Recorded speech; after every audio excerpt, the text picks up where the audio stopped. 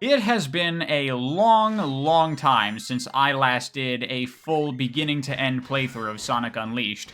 Anytime I go back to the game normally, I just play all the daytime levels because I'd never really found the Werehog gameplay to be that fun, whereas the daytime stuff is really good. However, it's been so long since I last played Sonic Unleashed that it was actually before I got into action games, so there's a very good chance that there was a lot of potential depth and fun to be had in the Werehog combat that I was just totally missing out on before.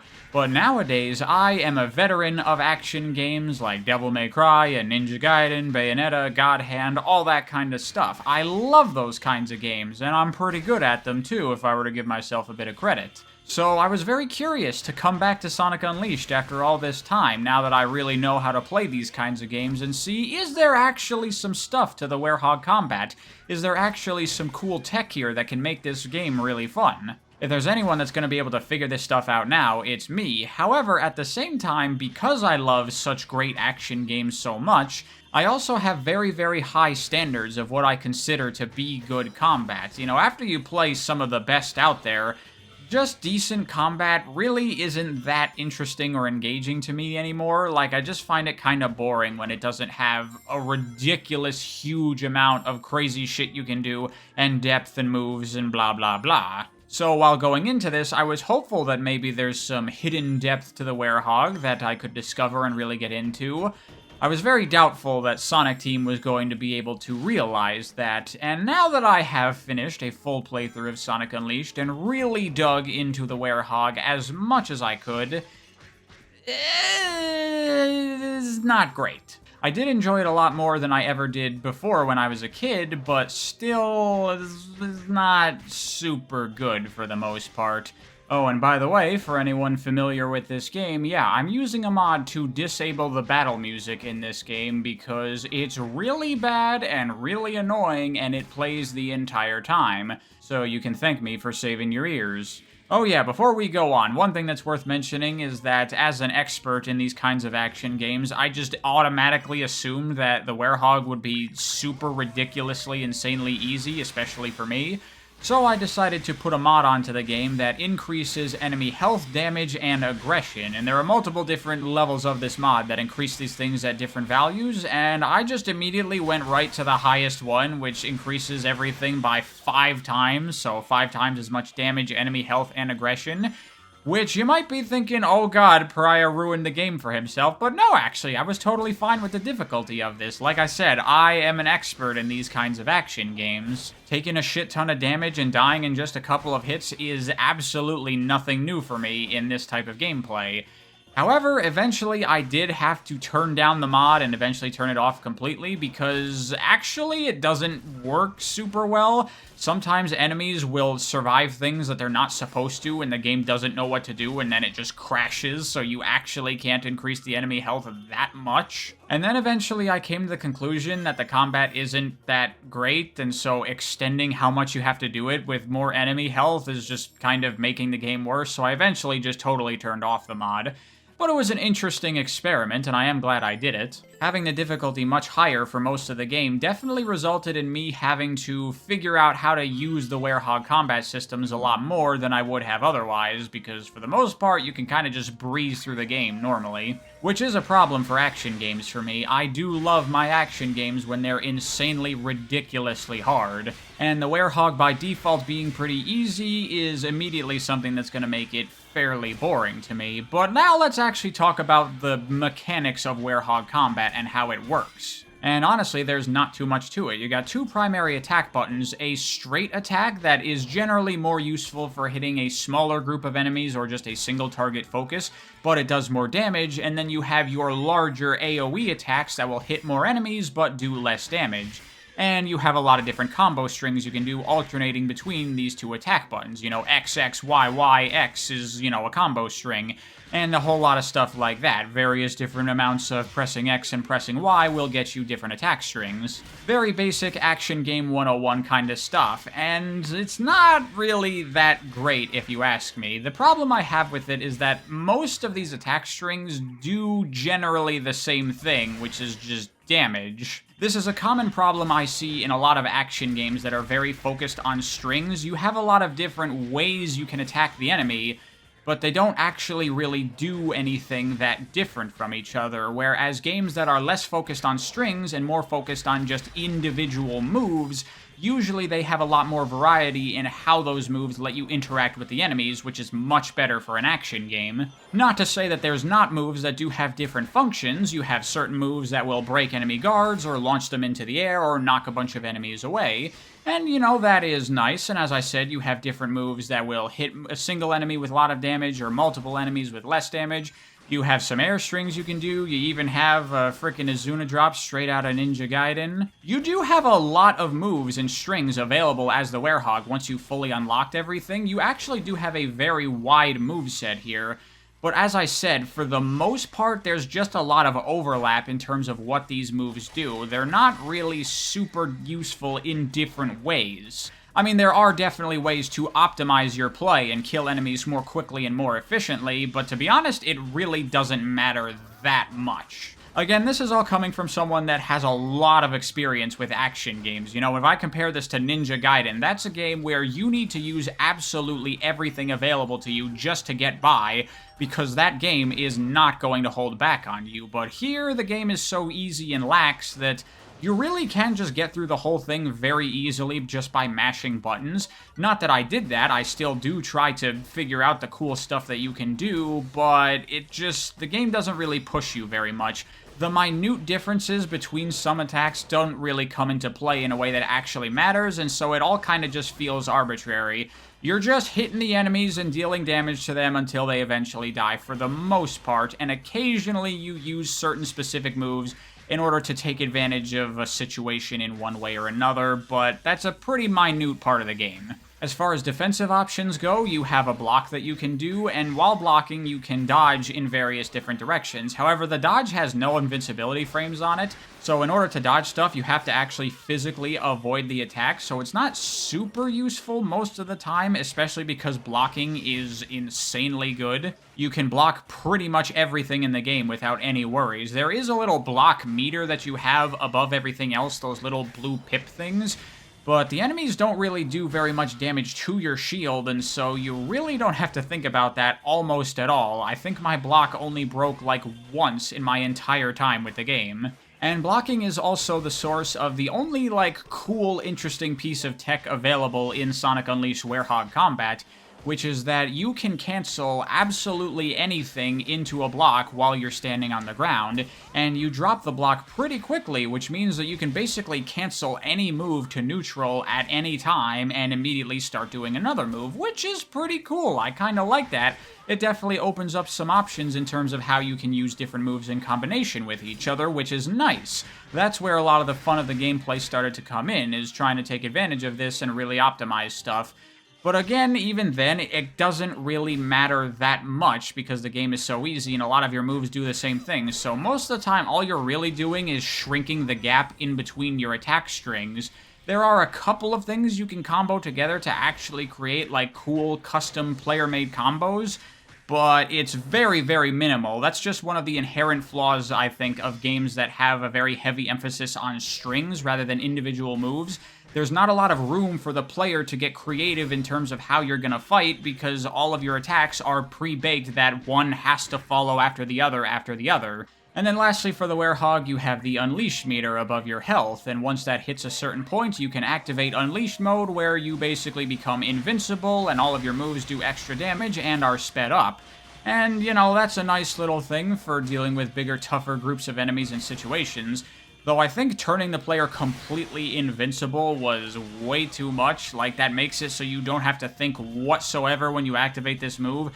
Just if you see a big tough enemy or a tough group of enemies, you just activate that and the group of enemies just disappears, essentially. And with how easy the rest of the game is, you don't really have to use Unleashed meter for very much of anything, so really it makes it so that all the toughest encounters in the game don't even really exist, because you just always activate Unleashed meter and erase them without any risk to you. These big tough guys with the clubs that are like the hardest hitting enemies in the game, it doesn't even really matter because you almost never fight one when you're not already in Unleashed mode, which means they pose no threat to you. So that's kind of the rundown of how Werehog combat works, and yeah, it's okay. It's not the worst action game I've ever played, but it's certainly very far from the best. For a bit, it's kind of fun and kind of neat to learn how the system works and experiment with things and see what you can do with like the guard cancel and stuff. But eventually the game really starts to get boring, as it's just kind of the same thing over and over and over. The game doesn't really have that many enemy types, and they're not really that different from each other for the most part, except for a couple of them that are really fucking annoying, like these wizards and bees. But for the most part, it's kind of just doing the same thing over and over, wailing on enemies, and you know, you can kind of make some fun out of that by using all your different moves to their fullest capacity and trying to style on enemies. But ultimately, there's just not really enough here to really make that last for the whole game with how easy and simple and kind of boring it is. Like I said, toward the end of my time with Sonic Unleashed, I was just done with the Werehog combat, and I just didn't want to do it anymore, so I turned off the mod that gave enemies extra health because I was just like, I just need to get this done with as quickly as possible. So yeah, Werehog combat gets a thumbs down from me. It's not awful, but I need a lot more than not awful for me to enjoy an action game like this. But the Werehog isn't just an action game, it's also more of a traditional 3D platformer at the same time. In between all the fights, you do a fair amount of platforming as the Werehog, and I think this is quite a bit stronger than the combat elements of this gameplay. As far as movement stuff goes, it's worth mentioning that this plays absolutely nothing like a Sonic game. Like, this is a very, very traditional, basic 3D platformer. You just move and jump. It's very, very straightforward, and you even have a double jump like most 3D platformers. But the main unique element to the Werehog's platforming comes in using his stretchy arms to grab onto objects in the environment. Kind of like the homing attack, when there's something in range for you to grab onto, then a little targeting reticle is going to appear, and then you can hit the grab button, and Sonic will reach out to and grab that thing automatically. And there's a lot of different things you can grab onto. The edge of ledges, of course, but also little poles here that you can grab onto, or bigger poles that you can swing off of, as well as like these ones that you climb up and down, and stuff like that. There's also these thin platforms here that you have to slowly walk your way across. There's no like balancing element to this, you just have to steer yourself so that way you don't fall off of the platform. Though a lot of these you can grab onto the ledges of them and then shimmy to the side when hanging from them as well, so that also comes into play. And to be honest, this stuff isn't that great either. It is very basic for the most part, but the fun comes in when you realize that there's actually some cool stuff you can do with grabbing onto stuff as the Werehog, because while you're grabbing onto something, and by the way, it's worth mentioning, you don't have to time your grabbing at all. You can hold the grab button and the Werehog will automatically grab something the moment it enters his range, which is very nice because sometimes the grab range can be very unpredictable and sometimes it just won't work at all for whatever reason, which can kind of get annoying, but for the most part, it's pretty reliable. And what's cool is that if you hold the jump button while you're in that animation of being pulled towards something, then Sonic is going to use the momentum from pulling himself toward that object to launch himself upward in this rolling jump. And this allows you to get through a lot of the platforming sequences pretty freaking quickly in a very fun and kinetic way. You know, there's a lot of sequences where you're supposed to balance across a beam or sidle up against a ledge, and that's slow and boring, but with this, you don't have to do that at all. You can just spring yourself off of the platforms the whole way, and this works as well for the poles you have to stick onto and a whole bunch of stuff. Additionally, you can also use some of the Werehog's combat moves for maneuverability as well. For example, his uppercut move that launches him into the air is actually much higher than you can get with standard jumps, and so you can in some situations use this to get to higher platforms or go over obstacles that you're not supposed to be able to for really big shortcuts. You can also use this attack to launch yourself very far in the air, allowing you to make much larger jumps than you normally would be able to, and these two things can be combined together, and you can use this stuff in tandem with grabbing ledges and launching yourself around to take lots of shortcuts on the platforming, and that can be pretty fun. Honestly, if you ask me, they should have totally ditched the combat completely for the Werehog and focus even more heavily on the platforming. Like, really lean into grappling around with the Werehog and launching yourself all over the place. I think there's some potential here for some actually fun gameplay. Unfortunately, that's not the case. The combat takes up the lion's share of what you're going to be doing as the Werehog, as that's the entire reason they made the Werehog in the first place. They wanted to include action game combat into a Sonic game, because games like this were quite popular at the time. You know, games like God of War and Ninja Gaiden, there were tons of these kinds of games coming out, and I guess Sonic Team wanted to jump on that bandwagon for some reason. That said, while the platforming with the Werehog can be pretty fun, it's not, like, amazing in any way. It can be relatively okay, but it's certainly not like, oh, holy shit, I love the Werehog platforming. It's just decently enjoyable, and I think that if that was all the Werehog gameplay was, then it would probably overall be better than what it currently is with its focus on combat. But at the end of the day, between the combination of the okay platforming and the not-so-okay combat, which takes up the majority of the time that you're going to be playing the Werehog, overall, I find the Werehog to be fairly boring to play. It's just not that fun. I was really hoping coming back to the Werehog after all these years with my new knowledge of how to play action games that I would discover that actually the Werehog is super cool. But no, actually, my thoughts on the Werehog are exactly the same now as they were back in the day, which is that it's just not really what I want to be doing, and in future, when I come back to play Sonic Unleashed, I'm definitely just going to be sticking to the daytime levels. Like, this is one of the major problems with Sonic Unleashed, is that half of the game is the fun core daytime Sonic gameplay, and then the other half of the game is this kind of just mediocre, boring 3D platformer action game it's just not as good as it should be, and it's nowhere near as fun as the core Sonic gameplay. So anytime you're stuck playing the Werehog, you're just like, man, I really want to go back to the normal Sonic gameplay, please.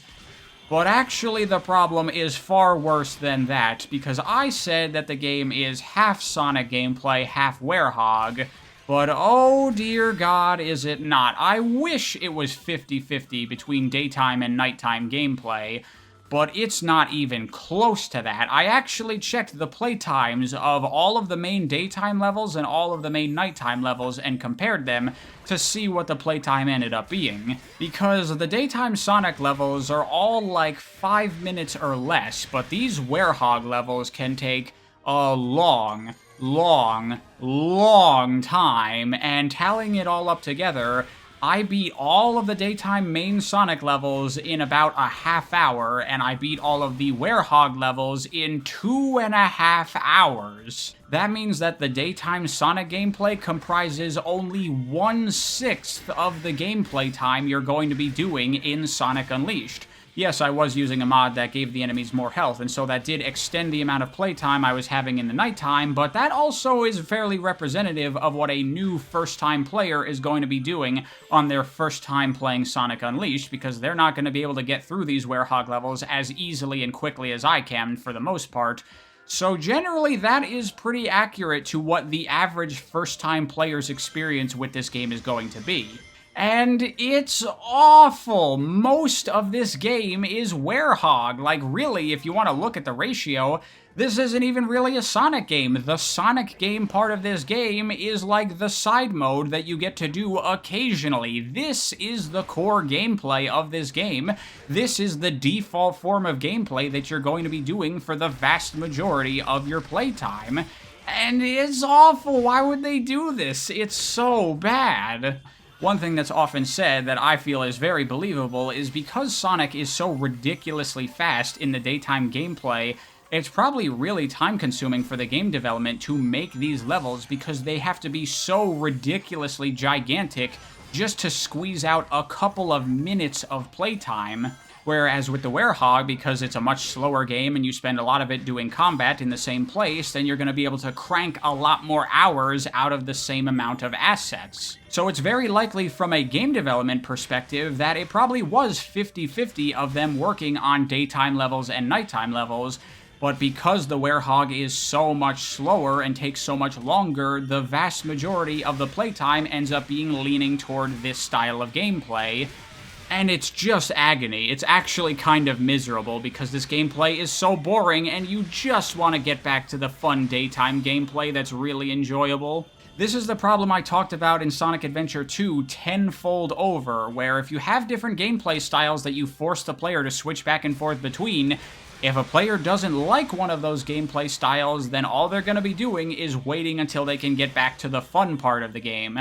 But at least in SA2, the alternate gameplay styles that they had you doing were more fun than this, they didn't take up as much time, and they weren't as large of a percentage of the gameplay. In Sonic Adventure 2, that core Speed Sonic gameplay was at least a third of the gameplay, but here, it's half that. But also another problem is that Sonic Unleashed is a much, much longer game than Sonic Adventure 2 is, so you have even longer gaps in between the daytime gameplay. You can have sequences in this game where you don't get to play a normal Sonic level for like 2 hours. I can beat all of Sonic Adventure 2 in that much time. So really, it's not even accurate to say this is a Sonic game. This is an action game 3D platformer where you occasionally are allowed to play a Sonic game. And maybe that would be okay if this Werehog stuff actually was a really, really fun action game, but it's just not. This whole idea of trying to do an action game with Sonic and trying to jump on that bandwagon, it was just such a horrible idea from the very beginning, and it was poorly executed to begin with.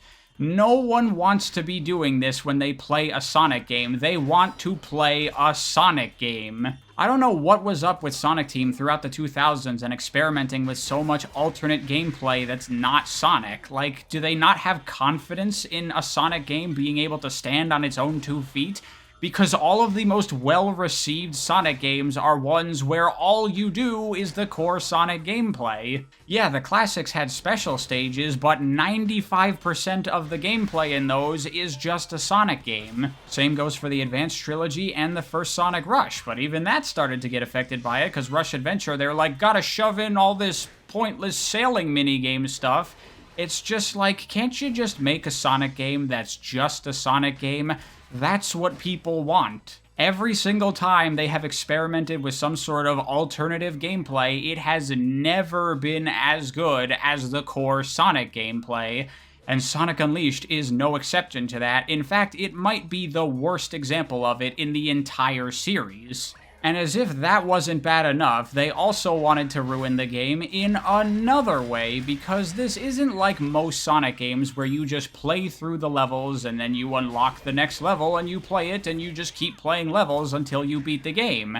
No, for some reason they also decided to turn Sonic Unleashed into a collectathon on top of it being a linear level-to-level game. Because you don't just unlock the levels by beating the previous levels. In addition to that, you also need to collect sun and moon medals, which are scattered all over the game. And initially, it might not sound like the worst kind of thing in the world. Like, other games have done this. Super Mario 3D World does the same thing. You play through levels and unlock more levels, but additionally, you also need to collect green stars in order to progress forward in the game, and it works pretty fine there. It's not really much of a problem. But it is a problem here in Sonic Unleashed for various reasons. First of which being that the game does almost nothing to communicate to the player that you need to go out of your way to collect these medals to continue progressing. Because at the beginning of the game, it doesn't mention this, and it doesn't give you any incentive to collect these medals. It doesn't tell you what they do. They're just there, and you collect them if you see them, and you have no idea what they do, or if they matter, or if you really need to be looking out for them.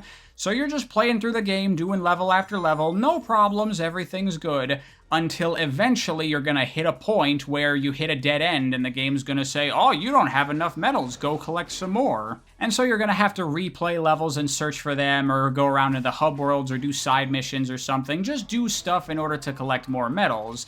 And then, you know, eventually you'll get enough and now you can progress in the game. Doesn't sound like it's that awful, but the problem is, first of all, there are 2 separate medal levels that you need to achieve. Daytime medals are unlocked by collecting sun medals, and nighttime levels are unlocked by collecting moon medals, so you can run into this problem in 2 separate systems. You cannot have enough nighttime levels, you have to go collect a bunch, and now you can do the next nighttime level, but then after that's a daytime level, and you don't have enough daytime medals, so now you have to go and collect a bunch of those. But then additionally, the other problem with this is that if you go into the game not knowing you're supposed to be collecting these things, then you're most likely gonna run into a roadblock at some point where you're gonna have to go back and collect stuff, and you're probably going to, the moment that you hit the threshold you need, now you're good, and now you can progress forward, and then you play one more level, and then you beat it, and then you need to collect even more medals to unlock the next level, and then you just get stuck in this loop of playing a new level, beating it, and then being told you gotta go collect more medals again, over and over and over. This is a common experience that a first-time player has with Sonic Unleashed, and it's absolutely miserable.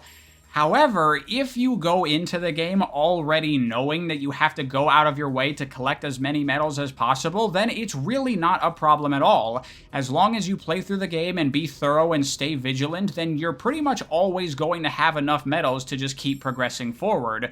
But the game doesn't tell you that up front, and so new players are going to get completely fucked. But even then, when you do know to look out for medals, it still ends up harming the game quite significantly because collecting these medals is really a total pace breaker. Because, maybe this is just me, I don't really collect a lot of medals during the daytime levels because, you know, this type of gameplay and this type of level design really isn't conducive to slowly checking every nook and cranny. You know, I want to go forward and boost and beat the level quickly. That's just inherently what you want to do with this kind of gameplay. So usually on the first time, I end up missing a bunch of stuff. So if I do want to collect things, I have to go back and replay these levels and then search every nook and cranny. And a lot of the times, these medals are hidden on different paths and stuff, so if you want to collect stuff on the daytime levels, then you're going to have to play them over and over and over, checking every single route and every single side area, which is nowhere near as fun as just playing through these levels. So I do the majority of my medal collecting at nighttime, but this goes to further extend the problem of these night levels taking way too long, because in addition to the combat and platforming in these levels just in general taking much longer than the daytime levels, they take even more time because you are stopping around every single corner to search for these medals. This is another big contributing factor of why these nighttime levels take so goddamn long, because if you don't take this long searching for all these medals, then you're just gonna have to replay a bunch of stuff in order to collect more. Honestly, this whole medal collecting thing is the most baffling thing that they have ever implemented into a Sonic game. I have no idea why they thought this was good for the game.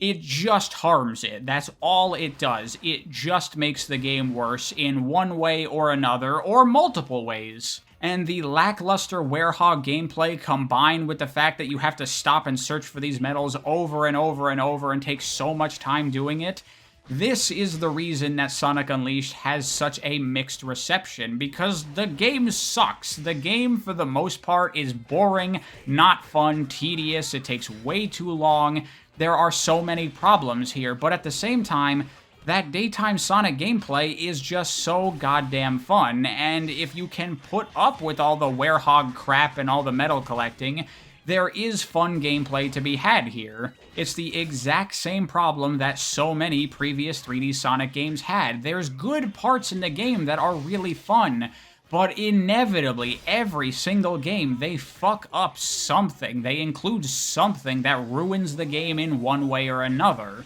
And it's just so goddamn frustrating. It's like they had it. They had it with this game. They created a new fun style of Sonic gameplay that's really enjoyable.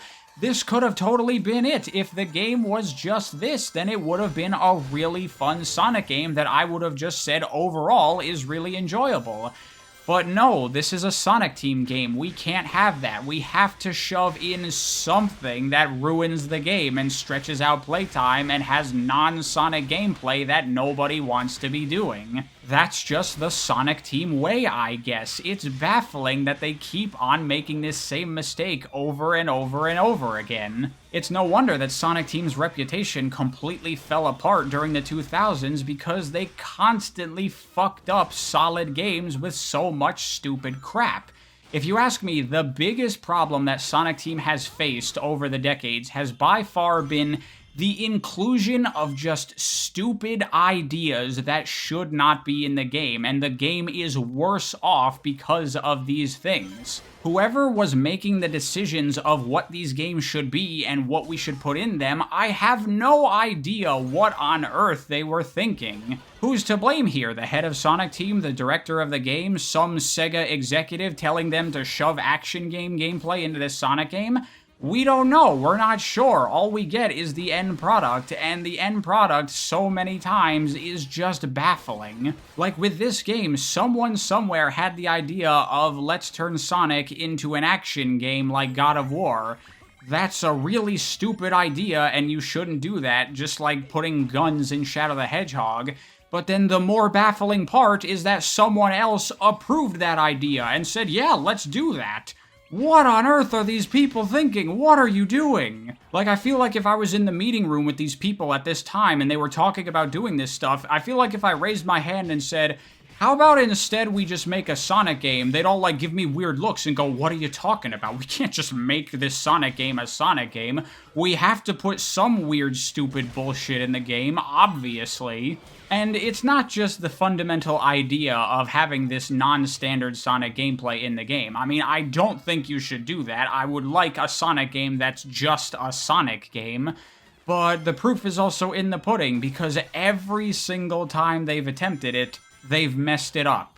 Please, stop experimenting with weird dumb crap. Stop shoving non-Sonic gameplay into Sonic games. Stop trend chasing. Please, just make a Sonic game. I beg of you. I know there's a lot of people out there that are like, oh, you just want Sonic to be one thing, and yes, I do. I want Sonic to be one thing, the thing it is, the thing it's best at, because literally every single time it's tried to do something else, I think it's been for the worse. Anyway, that's enough ranting there. Let's get back to talking about Sonic Unleashed. So how about boss fights in this game? How are those? You know what? To be honest, I'll give the game credit.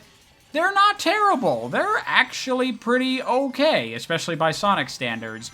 The daytime bosses are not bad. They're pretty easy and pretty short, but they're kind of cool, and there are ways to speed up the fight if you know what to do and you're good enough to do it, so that's pretty okay.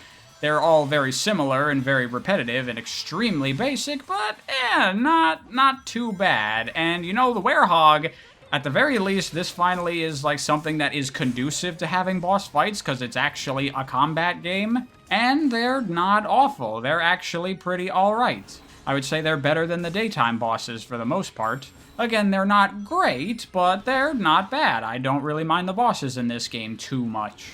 And as far as the final boss Supersonic minigame, we have that here, of course, although it is much bigger and more epic and more elaborate than it has ever been at any other point in any other Sonic game. And gameplay-wise, it's still not amazing, but I will give them credit that for, like, the big, epic Supersonic final boss monster finale fight, they've never done it as well as Sonic Unleashed, in my opinion. There's lots of different types of gameplay here, and none of them are very tedious or annoying. This part's kinda not great, but it's not too bad.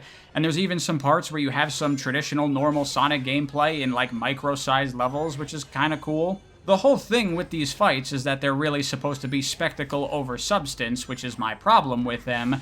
But at the very least, in this case, they really managed to land the spectacle pretty well, so it's alright. It's alright. And in the context of the story, I think this final fight works extremely well, but we'll talk about that in another video. Oh, here's another thing to talk about, experience. I almost completely forgot about this. You level up in this game. Now when you kill enemies, they drop these yellow diamond things, and when you pick those up, those give you some experience points that you can then spend at the end of a level, or just at any time. You can actually just pause and go to the experience menu whenever you want. And you can spend your experience points to level up Sonic and the Werehog, though really, mainly it's the Werehog. Sonic barely has anything to level up, and it's really not nearly as good to level him up as it is the Werehog. The Werehog needs it a lot more, because, you know, you unlock different moves with the Werehog, and give him more health and damage, and make his Unleashed meter larger, and blah blah blah. And I don't really have any problem with this on principle necessarily, however, I do have a problem with its implementation, because first of all, it takes a shit ton of experience to fully level up Sonic and the Werehog. You need an insane, ridiculous amount of XP. You'll probably get that by the end of a 100% playthrough, but by the end of just normal beating the game, you're going to be nowhere near to having a fully leveled up character. Which really isn't so bad for just playing through the game, but if you want a completionist and fully level up your characters, that's going to take fucking forever, and either a lot of grinding or just a lot of slowly chipping away at it as you play the rest of the game. It just takes too long. They just made a lot of the later upgrades way, way overly expensive, but that's not my only issue with the experience in this game. The other problem is that when you're playing as the Werehog and you kill the enemies, then the experience explodes out of them, and you have to actually go manually pick it up. And this just cuts into the pacing of Werehog gameplay even more, as every time at the end of a fight, you can't just move on and go forward, you also have to stop and pick up all of this experience. And the experience disappears if it's out for too long without you collecting it, so sometimes mid-fight, you have to stop fighting the enemies and go pick up experience points. Like, this really is not beneficial to this gameplay at all, it just adds something that slows it down even more. And speaking of other pace breakers for Werehog gameplay, another issue is how often the game takes away control from the Werehog to show you a door opening, or something turning on, or enemies spawning, or something. Here I'm using a mod that allows me to continue to control the Werehog during these parts, but every single time you see a camera cut in a Werehog level, keep in mind that normally you lose control, which just harms the pacing all that much more. God, the Werehog is just a fucking shit show. There are so many problems here. Other things that fuck with the pacing of the Werehog are like all these doors you have to lift up, and these switches you need to flip, and these rotary things you need to turn, where it's just like, why? Why is there a door here that I have to mash B to lift? Why do I have to flip this switch? Can it just do this instantly? Why are you wasting my time with this stupid crap? But thankfully, an issue like that camera cut thing can be fixed with mods, and there is another mod for Sonic Unleashed that I highly recommend using if you're going to play through the game, which is Sonic Unleashed D-Leveled, which dramatically reduces how much XP you need to level up. Now you can pretty comfortably and easily fully level up both Sonic and the Werehog just playing through the normal game, and it also completely removes medal requirements from beating the normal game. You still need medals to unlock the side levels, which I think is perfectly fine, but for just beating the game, you don't have to worry about that at all, and so now you can just play through the levels without having to collect everything. Another thing that can help improve the pacing of the Werehog gameplay is that you really don't have to fight a lot of the enemies in the levels. Most of the time, they're just there, and you can just run right past them and completely ignore them, and if you do that, that will also cut down the time it takes to complete these levels a lot. Levels that can take up to like 15, 20, 25 minutes to beat. If you just run past everything and you don't need to worry about killing stuff for experience because you don't need that much, and you don't have to bother with slowing down to search for collectibles and stuff, and the game's not stopping you every 2 seconds, you can actually beat the Werehog levels pretty freaking quickly in just a couple of minutes. In reality, if you want, the Werehog levels don't really take that much longer than the normal Sonic levels. The problem is, normally in the game, this is not going to fly, because you do need experience, the camera is going to cut and stop you from playing, and you do have to collect medals. But if you play the game now and mod it to hell and back, then you can make the Werehog as unintrusive as possible, and that does definitely make the game a lot more enjoyable. So I would highly, highly recommend trying to play Sonic Unleashed with a bunch of mods that I have linked in my spreadsheet. It definitely makes the game a lot less fucking annoying and boring. What else to talk about? There's a lot left to go, actually. There is a lot to Sonic Unleashed. It is a really big game. It is a very, very content-rich game. This is by far the most, like, triple-A Sonic game that they've ever done. It's the biggest, the most ambitious, it has the most content and the most shit in it. There is a ton here. For example, hub worlds. There are, I think, 17 hub worlds in this game, which is fucking ridiculous. But I actually think that these are the best hub worlds that they've ever done in a Sonic game. I actually kind of like these ones. they're broken up into two different types of hub world. You have the town hub worlds, which are very small little areas where you can kind of just walk around and talk to NPCs, and there's not really much gameplay here. It's mostly just for the aesthetic and mood stuff of walking around all these different countries, which I think works well for feeding into the game's theming. And because they're really small, they're not really that intrusive to the pacing of the game. Unless you want to look for medals in them, that can kind of be a little bit annoying in certain ones.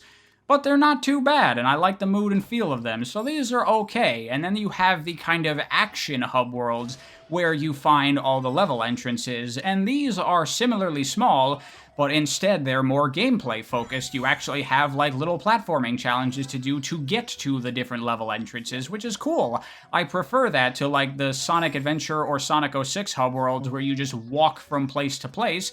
Here you actually have to do a little bit of something to get to the levels, which is better. I prefer that. There's actual gameplay here, and I like it. If you're gonna do hub worlds in a Sonic game, I definitely think this is the kind of way to go. Another big problem I think this game has is in its structure. I think they really overdid the guiding the player to the next level stuff here. Because the way it works is the game is broken into like 3 major chapters. You have the first chapter of the game where the entire game is linear. You don't have any access to the different countries to go to and stuff. You start in Apatos and you do the day level, the night level, and then you move on to the next country, and then you do the night level, the day level, and then the boss fight, and it's just completely guided and linear. It's mainly where the game does a lot of its tutorialization stuff, and I think that's fine. But then after that, the game kind of changes structure a little bit to be a little bit more open, yet also at the same time not really very more open at all. Because once you finish those first 2 countries, then the game gives you access to 3 countries at once. You have Spagonia, Holaska, and Chuanan, and you would think that at this point in the game it would kind of just open up and let you go to any of these countries and do the daytime and nighttime levels there freely, and then once you beat both levels of that country, then you would get access to its boss and you'd be able to fight it, and I think that would work really well. But no, that's not how the game works. Instead, you constantly have to go back to this guy, Professor Pickle, and he tells you what levels have arbitrarily been made available to you, despite the fact that you can go to any of these 3 countries at any time, whether it be day or night. You can't just play the levels that are available there. He'll say, "Okay, Sonic, I've done more research, and I've learned that there is a location in Chuanan during the day that you should go investigate, as well as in Holaska at night, so go check those out and then come back to me and I'll tell you which levels you can do next." And it just feels like completely pointless. Like, why on earth did they pace the game like this? All this really adds to the game is a lot of running back and forth that you need to do to constantly come back to Professor Pickle so he'll unlock the next set of levels. It really doesn't add anything beneficial to the game at all. Really what it does is it adds a whole bunch of loading screens that you have to sit through because you'll like do a level at nighttime and you'll complete it, and then you could just switch to daytime and do the daytime level, but oh no, the daytime level's not available. So now you have to go back to Professor Pickle and talk to him, and now the daytime level is available, and now you go back to the country, and now you can do it. So all that did was add a bunch of dead time in between me playing the levels that did not need to exist. I guess it's probably to control the difficulty to make sure that you always play the escalating next harder level in that gameplay style.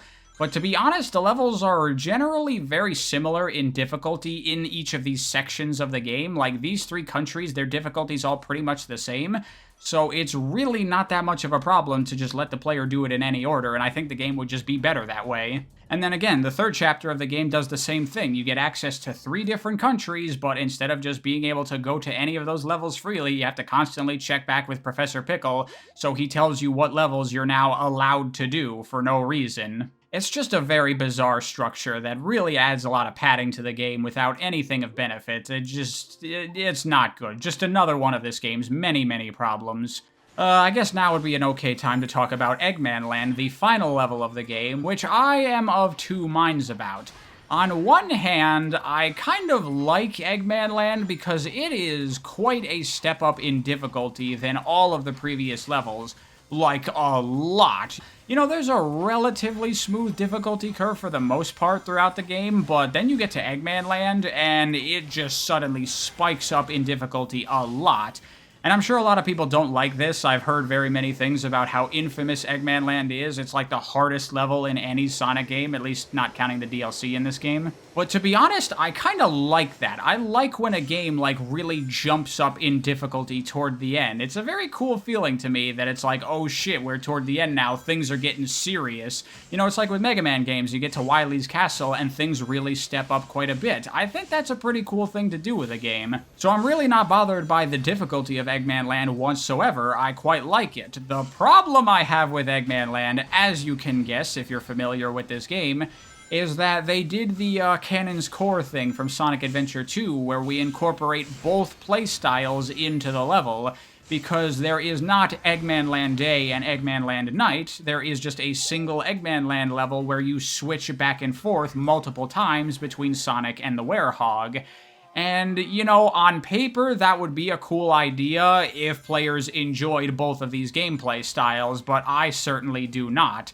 And so, you know, I'm doing the fun, challenging daytime stuff, and then, oh, I have to switch to a Werehog now. I don't want to do that. It's a real buzzkill anytime I want to play this level, and I have to get turned back into this slow-ass, boring motherfucker.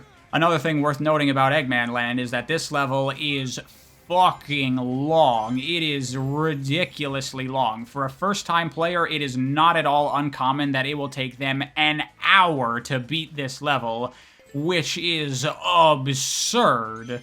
Of course, as someone that's already played this game multiple times and is very good at Sonic and just games in general, I don't really have that much trouble with it. On my first playthrough here, it took me 20 minutes to beat the level, and on my best run, I was able to beat the level in under 10, but still, that is quite a long level, especially for how difficult it is.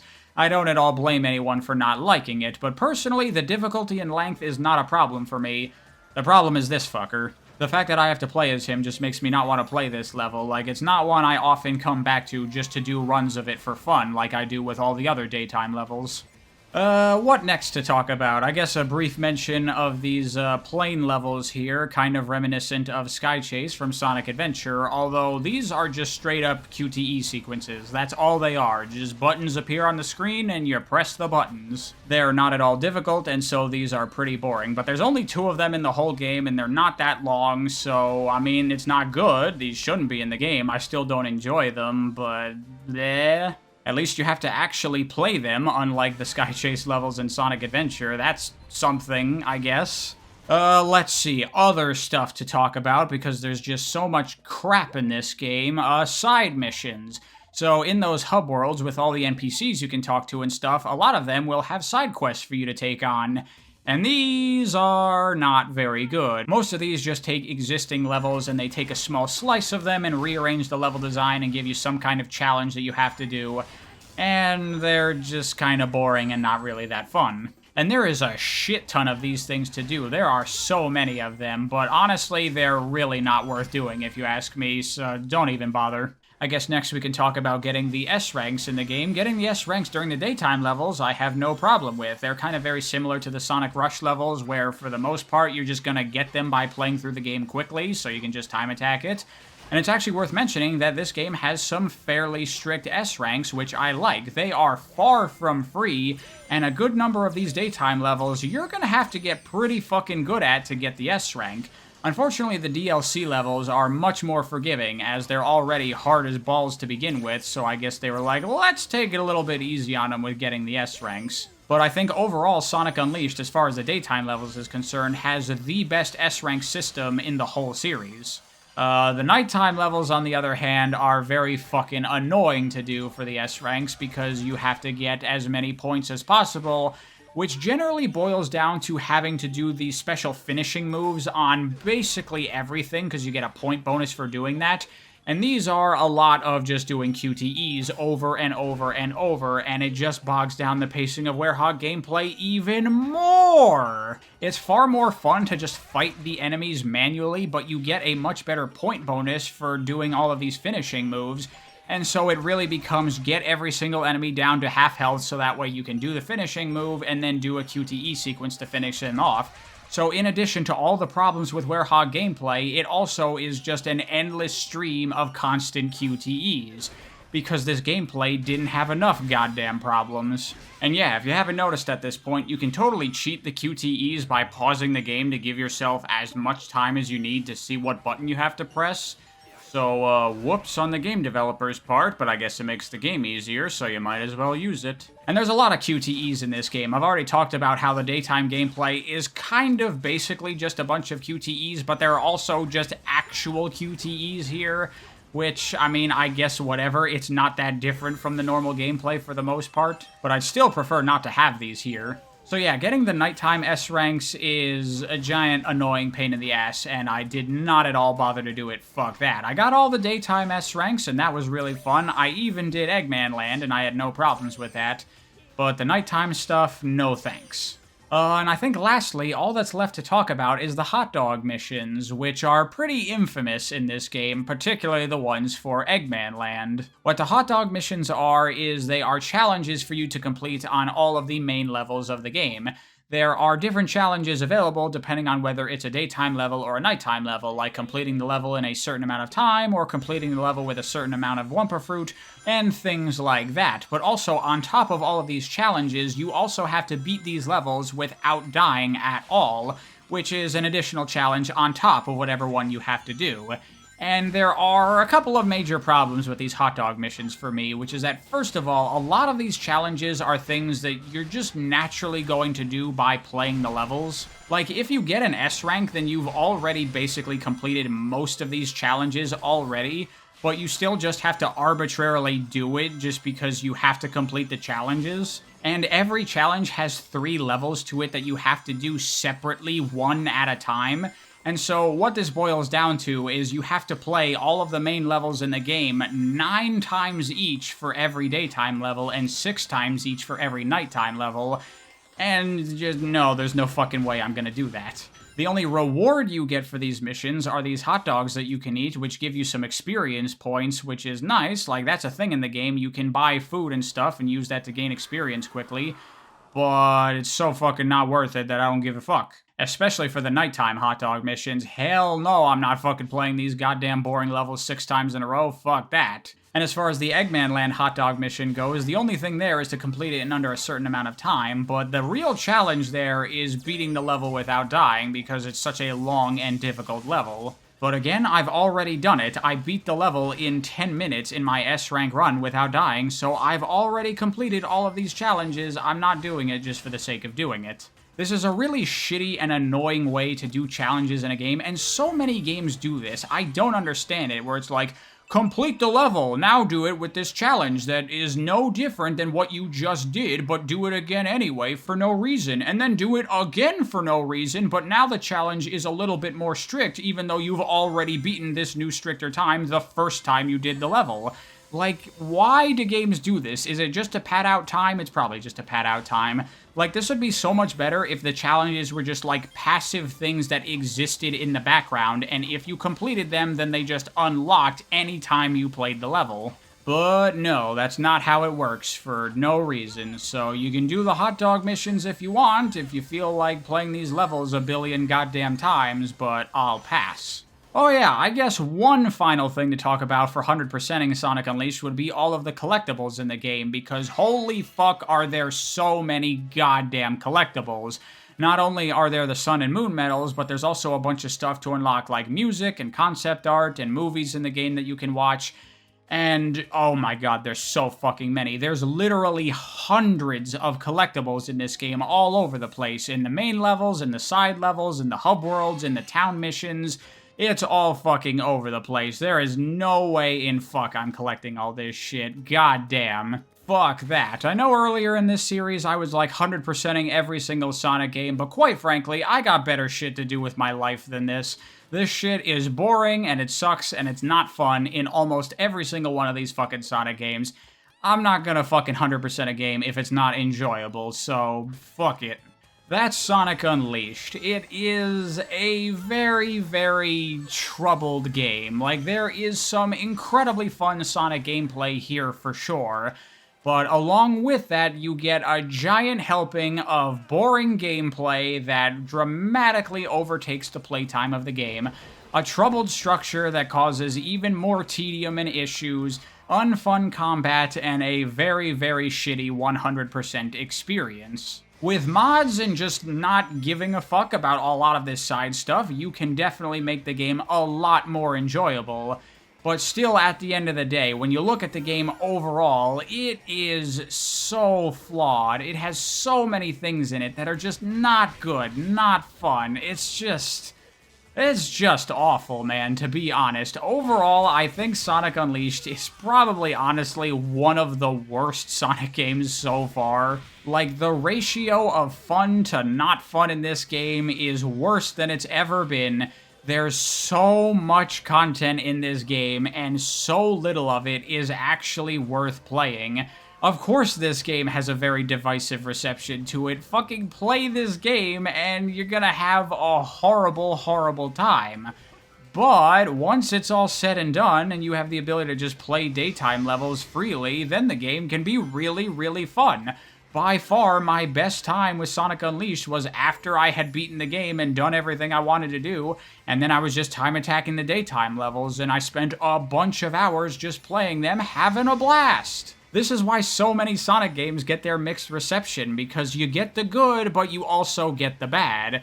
And overall, when you really look at the complete package, then a lot of these games are pretty bad for the most part.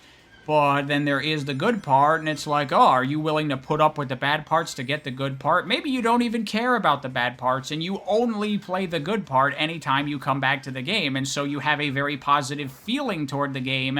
And I think Sonic Unleashed probably has this effect more than any other Sonic game, because overall, I think the game is really, really bad.